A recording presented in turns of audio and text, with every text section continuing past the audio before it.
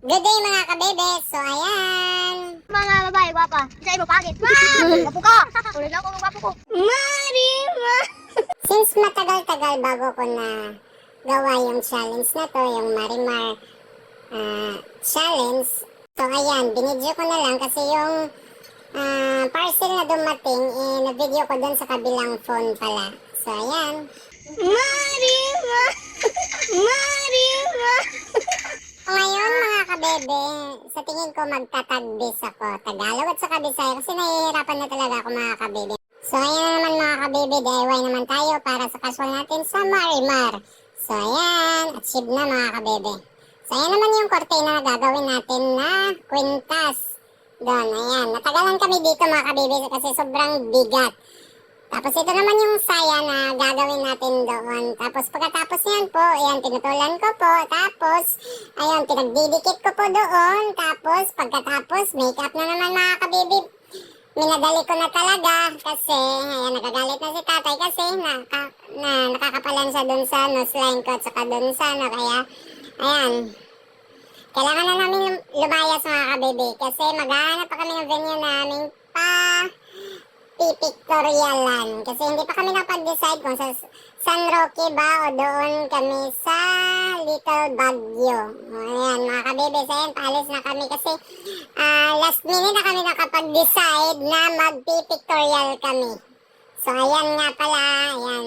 Nakarating na kami doon sa San Roque, na-decide namin na dito na lang kasi mas malapit. Tapos yung oras kasi is parang 5 PM na, tapos kailangan na namin mag-pictorial kasi pawala na yung sun, magsa-sunset na. So ayan, ito nga po pala yung nag-trend. Ang daming nagtatanong sa akin ng PPM kung bakit daw parang tinutulak ko. Actually hindi po. Sabi po ng tatay ko is itutulak ko lang as if na itutulak ko lang yung pump boat as if na naglalakad ako. Siya na daw bahalang mag-eme-eme doon. So ayan mga kabebe, ayan, sabi ng tatay, ayan, sayo ka muna saglit. Kung kaninong pump boat po ito, maraming salamat po talaga. Hoy, wala nagindi ka pa ng hidiani in tawon, sorry kayo. As in, thank you so much talaga sa inyong pump boat. Ayan, sayo-sayo tayo mga kabebe. Yung asa naman nilagay ko lang doon sa pump boat para hindi siya mawala mga kabebe. Kasi tatlo lang kami doon. Tapos yung kapatid ko kasi siya yung sa speaker para makasabay ako doon sa sayaw. So yan, pinaktis ko muna yung aso para kung tatakbo ako, perfect na yung kuha. While nagtatakbo ako, ayan, sumusunod siya. As in, musunod siya mga kabebe. Kalisod, magkuhan mga kabebe. Ay, magtagalog. So ayan, nagsasaya ako mga kabebe. So, puro tayo ayan mga kabebe. Sabi ng tatay ko, takbo. Ang bilis, nung una mga kabebe, ang bilis ko tumakbo. So ayan, sabi niya, ayan, yung sakto lang, ako nang bahala dyan sa speed. Pag-edit mga kabebe. So ayan, sabi ng tatay ko, ako lang daw yung aakyat doon para perfect yung kuha. Walang mag-a-assist sa akin. So ayan, kinaya ko naman mga kabebe. Ayun, para tayong makikiti-kiti mga kabebe.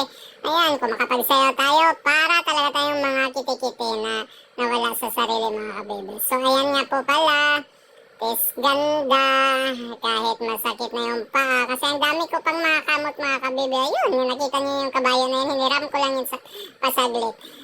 So ayan, ito nga po pala ay nasa harap lang ng bahay namin. Yung atayan na po na to is naiwan po kasi ng kapatid ko, hindi niya po nailagay doon sa bag. So ayan, nung nakapunta na kami doon sa San Roque, saka na namin naisip na wala pala yung isang atayan na to. So ayun, balik tayo dito mga kabebe. Ito, patapos na po yung pictorial namin. Film, tawag dito?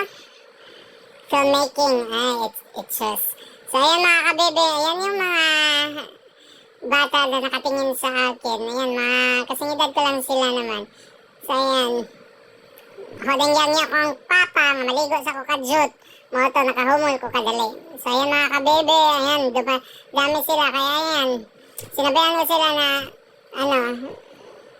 i-follow niyo lang ako sa Facebook ko, YouTube, tsaka yung, dito, Instagram, Facebook page ko. So, ayan, nababay na ako. Kasi, kailangan na namin umuwi mga kabebe. Kasi yung ito na tayo na to, kailangan na namin mag-pictorial. Eh, wala na kami maisip na,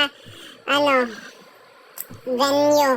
Ayan, nasa harap na po to ng bahay namin. Kaya dito na namin naisipan mag-pictorial kasi wala na talaga yung sun. As in sunset na talaga mga kabebe. Salamat po talaga mga kabebe sa panonood niyo po at saka sa pag-share. As in sa mga compliments niyo po, sa mga reactions. As in maraming salamat po talaga. Malaking tulong po yun kasi bumaba po ng bumaba yung tawag dito, engagement ko po sa Facebook since naging busy po ako mga ilang buwan na po. So, as in, maraming salamat po talaga mga kabebe. So, punta na po kayo dito sa Baywalk San Roque. Ang ganda po talaga dito. Malapad na yung daanan po nila dito. So, ayan, hindi po to dagat mga kabebe ha. Lake, mainit po talaga to. Tapos yung bra ko po mga kabebe, bra po yan ng mami ko kaya medyo malaki.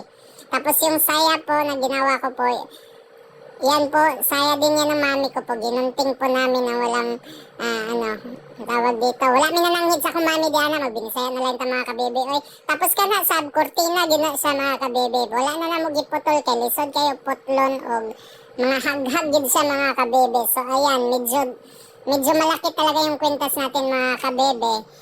Kasi nga, nilibot-libot lang namin yung kortina para naman magamit pa sa bahay namin mga kabebe. Hindi namin pinutol-putol yung kwintas na yan. So, pasensya na mga kabebe kung meron tayong konting bisaya.